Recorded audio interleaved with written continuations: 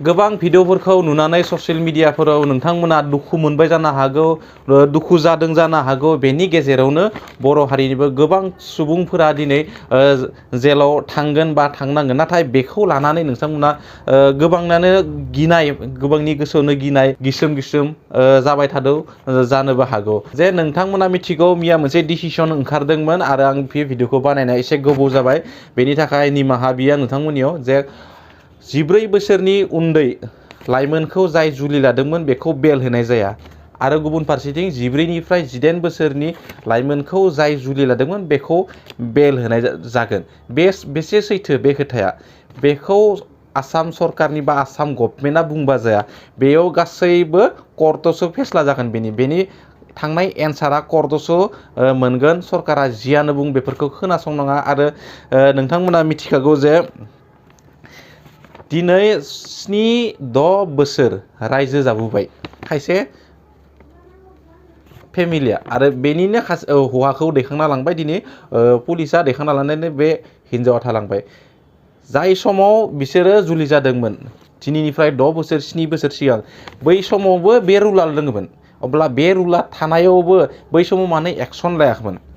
बै समाव सरकारा बबेयाव थांदोंमोन? बे सुबुंनियाव ससियेल मिडियायाव गोबां सुबुंनियाव सोंथि जादों आरो जों गोबां ससियेल मिडियाफोरखौ नायबा नुयो बेफोरबायदि सोंनायखौ।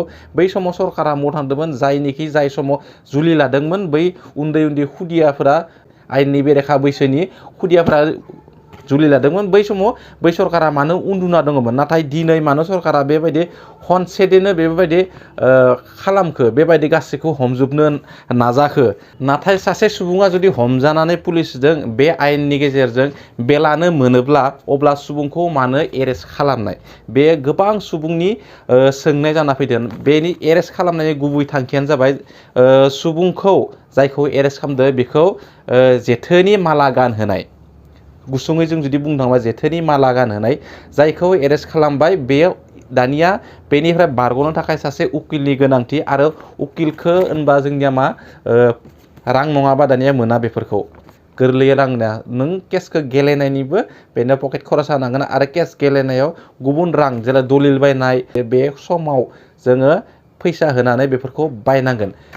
लोगोसे नोंथांमोना जुदि केस गेलेदोंबा सोरबा मिथिगौ जे केसखौ गेलेनायाव बेसेबां गोब्राब आरो बेनि उनथिं बेसे रां खारबाय थागोन नोंथांमोना मिथिगौ। बा बेखौनो खालामदोदि सरकारा जेथोनि मालाखौ आलायना होबाय, जोंनो दा केस गेलेबाय थाथोसै।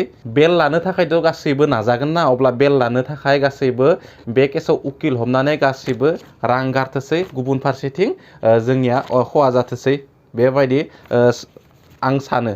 आसामनि गाहाय मन्थ्रियाबो दे मामा होननानै जोङो गासैनिबो सिनायथि नङा होमबा? मामा भागिन एसेबां फोथायजानाय नङा आंनि बायदिब्ला। नोंथांमोना गोबां ससियेल मिडियाफोराव नुनो मोनदों बर'नि गोबां गेदेर गोलाव सुबुंफोरानो बेखौ बुङो जे ससियेल मिडियाफोराव एसेबां फोथायजानाय नङा। बेनिखायनो आंबो सानो एसेबां माब्ला मा खालामगोन बेनि जेबो उदिस गैया। माब्लाबा जि गोसो जायो गावनि साननाय मथे माबा मोनसे खालामनो नागिरो बियो। बेनिखायनो बारा फोथायजाथावा। आरो आं नोंथांमोननो मोनसे खौरां होनो सानदों जे एरेस्ट खालामनाय दिननिफ्रायनो दिनैहालागै सानै आइजोआ जिउ गोमाबाय। गावनि हौवानि थाखाय बा हासबेन्डनि थाखाय सानै आइजोआ जिउ गोमाबाय दिनै। नाथाय आं बेखौनो खावलायदो जोंनि बर' समाजखौ बेफोरबायदि थासारिखौ दा लाबो गोसोआव। बेफोरबायदि थासारिखौ गोसोआव लाबोनाङा, बेफोरबायदि खालामनाङा। मानोना सरकारा जियानो बुङा मानो कर्ट दङ, जाज मोनगोन। नोंथांमोना समखौ मिजिं खालामनानै समखौ नेनानै था।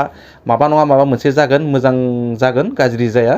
आं बेखौनो नोंथांमोननो फोरमायो। बेनि थाखायनो नोंथांमोना जेबो गोरोन्थि खामानि दा माव। बेफोरबायदि समनि उनफारसे जों खारफागोन आरो समा जोंखौ मोजां फिथाइ होगोन होननानै आं आसा खालामो। जियानो जाबानो नोंथांमोना जुदि भिडिअखौ मोजां मोनोबा लाइक खालाम, शेयार खालाम आरो गोदाननि फैदोंबा चेनेलखौ साबस्क्राइब खालामनानै होबानो जाबाय। जय बर' हारिनि।